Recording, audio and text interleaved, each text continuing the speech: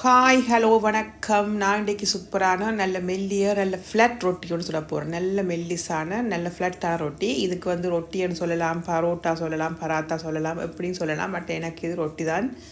நான் வந்து என்ன செய்ய போகிறேன்னு சொன்னால், இன்றைக்கி 1 கிலோ அளவில் வெள்ளமாக எடுத்து நான் வெள்ளை கோதுமமாக.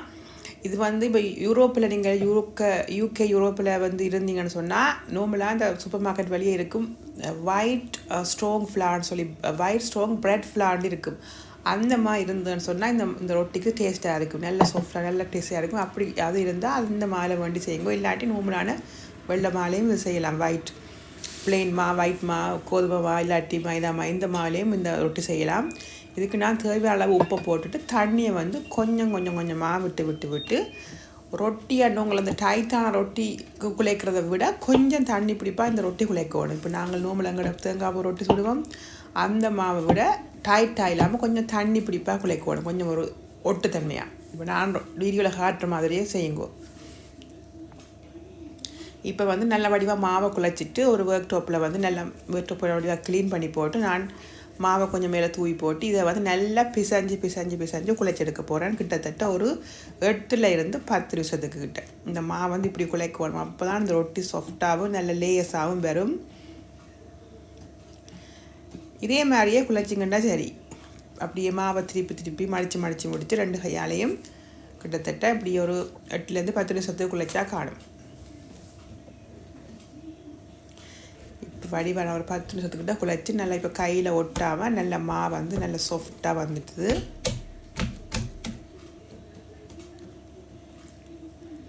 இனி என்ன செய்யணும்னு சொன்னால், நாங்கள் அந்த குழைச்ச பாத்திரத்துலேயே கொஞ்சம் எண்ணெயை இடையில நடுவில் விட்டுட்டு கொஞ்சம் பூசிட்டு இதையும் எடுத்து வைங்க. விட்டுட்டு மேலால் கொஞ்சம் எண்ணெயை பூசி விடுங்க. சுற்றி வர மாவுக்கு பூசி விடுங்க.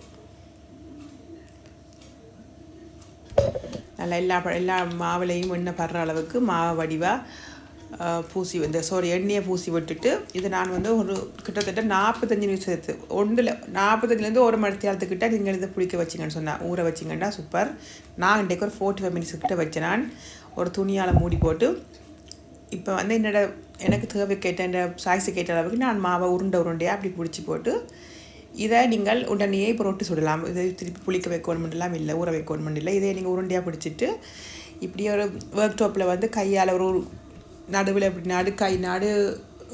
நடு கையால் இப்படி அமர்த்தி போட்டு இப்படி விரிக்க தெண்டை பாட்டில் அப்படி லாஸ்டிக் மாதிரி வரும். நான் இப்போ வீடியோவில் செய்கிற மாதிரியே செய்திங்கண்டா சரி.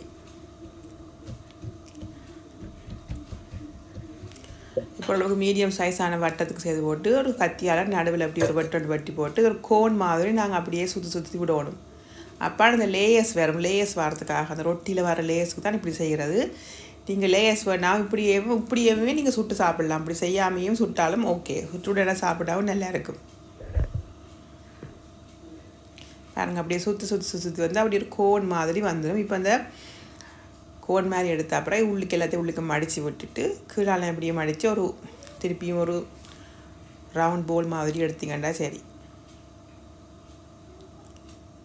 இப்போ இப்படியே நீங்கள் ரொட்டியை வந்து ஒரு ரோலிங் பின்னால் ரொட்டி மாதிரி செய்து போட்டும் செய்யலாம். இல்லாட்டி இப்படி செய்து போட்டும் ஒரு 10-15 நிமிஷத்துக்கு வச்சிங்கண்டாலும் சூப்பர்.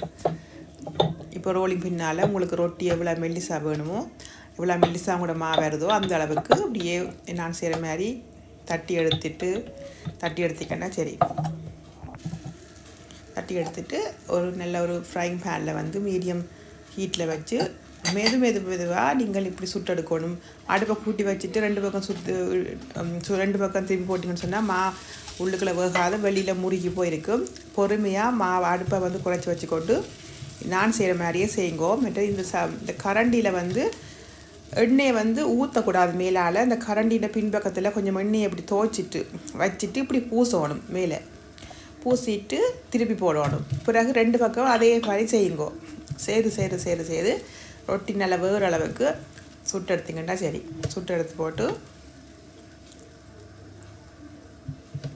இப்படி எண்ணெயை பூசிட்டிங்கன்னா தான் உள்ளுக்குள்ளே வந்து ரொட்டிக்குள்ளே எண்ணெய் வந்து இறங்கும். மேலால் அப்படி ஊற்றக்கூடாது, தோசைக்கு ஊற்றுற மாதிரி.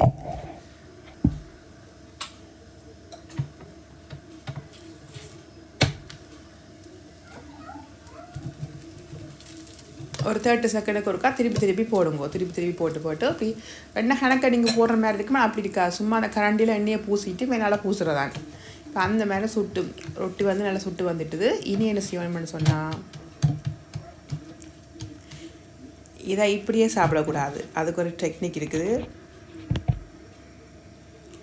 இப்படியே எடுத்து 2 கையாலேயும் இந்த ரொட்டியை வந்து இப்படி ஒரு அடி, அங்கால ஒரு அடி இங்கால ஒரு அடி அடிச்சுட்டு விட்டிங்கன்னா தான் அந்த லேயர்ஸும் பேர் இந்த மாவும் அப்படியே இந்த ரொட்டியும் அப்படியே சாஃப்டாக இருக்கும். பாருங்க எவ்வளோ சாஃப்டாக இருக்குண்டு.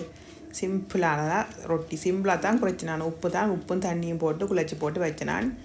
அந்த மாதிரி சூப்பராக இருக்கும். அந்த மாதிரி ஆட்டிறைச்சி குழம்பு, கோழி குழம்பு, இல்லாட்டி மீன் குழம்பு, இல்லாட்டி உருளைக்கிழங்கு பிரிட்டோட வச்சு சாப்பிட்டு பாருங்க, சூப்பராக இருக்கும். நன்றி.